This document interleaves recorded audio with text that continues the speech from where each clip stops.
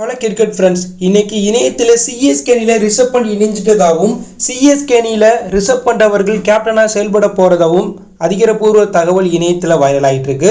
So CSK அணியில் reserve பண்ணி எப்படி இணைய போகிறார், டெல்லி அணி ஏன் ரிசர்வ் பண்ண கலட்டி விடுறாங்க, ருத்ராஜ் கேட்வால சிஎஸ்கே அணி கலட்டி விடுவாங்களா, சிஎஸ்கேவுடைய கேப்டனாக ரிசர்வ் பண்ணி செயல்பட வாய்ப்பு இருக்கா அப்படிங்கிறத பற்றி தான் இந்த வீடியோவில் டீட்டெயிலாக பார்க்க போகிறோம்.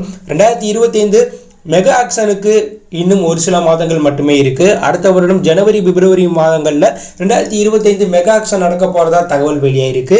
இந்த நிலையில் டெல்லி கேபிட்டல் அணி அந்த அணியை சேர்ந்த தலைமை பயிற்சியாளர் ரிக்கி பாண்டிங்கை கலட்டி விட்டாங்க. அதே போல் ரிஷப் பண்டையும் அந்த அணி தக்க வைக்காமல் ஏலத்தில் விட போகிறதா தற்போது தகவல் வெளியாயிருக்கு. இந்த நிலையில் எம்எஸ் தோனிக்கு மாற்று வீரரை தேடும் படத்தில் இருக்கிற சிஎஸ்கே அணி 2025 மெகா ஆக்ஷனில் ரிஷப் பண்டை மிகப்பெரிய தொகை கொடுத்து வாங்க தயாராக இருக்கிறதா தகவல் வெளியாயிருக்கு. மேலும் 2025 மெகா ஆக்ஷனுக்கு முன்பு ட்ரேடிங் விண்டோ டயத்தையும் ஐபிஎல் நிர்வாகம் கொடுக்க போகிறதா தகவல் வெளியாயிருக்கு.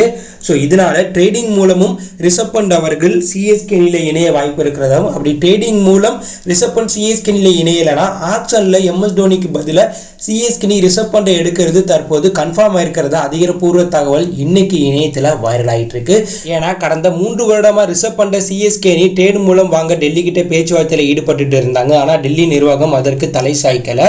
இந்த நிலையில தான் டெல்லி அணி ரிஷப் பண்டை ஆக்ஷனில் கலட்டி விடுறாங்க. இந்த வாய்ப்பை யூஸ் பண்ணி சிஎஸ்கே அணி ரிஷப் பண்டை டோனிக்கு பதிலாக மிகப்பெரிய தொகை கொடுத்து வாங்க வாய்ப்பு இருக்குது. மேலும் சிஎஸ்கே அணி ரிஷப் பண்டை வாங்கினா அவருக்கு தான் கேப்டன் பதவி கொடுக்க வாய்ப்பு இருக்குது. ஏன்னா ரிஷப் பண்டுக்கு கேப்டன் பதவி கொடுத்து அந்த அணியில் எடுத்துக்க பல ஐபிஎல் அணிகள் பார்த்தீங்கன்னா தயாராக இருக்காங்க.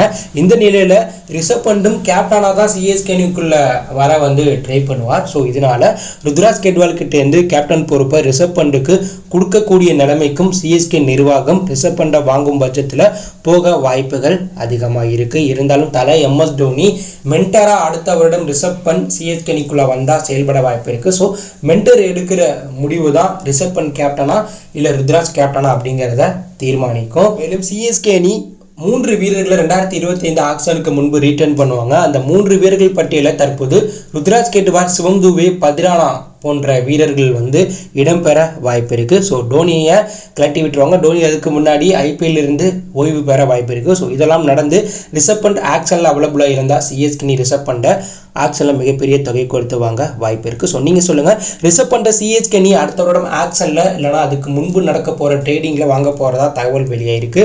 ஸோ இது கண்டிப்பாக நடக்கணுமா? ஸோ ரிஷப் பண்ட் அணிக்குள்ளே வந்தால் ரிஷப் பண்டுக்கு கேப்டன் பதவி கொடுக்கணுமா, இல்லை ருத்ராஜ் தான் சிஎஸ்கேடைய கேப்டனாக செயல்படணுமா அப்படிங்கிற கருத்தை கமெண்ட்ல லீவ் பண்ணுங்கள். மறக்காம சப்ஸ்கிரைப் பண்ணி ஃபாலோ பண்ணுங்கள்.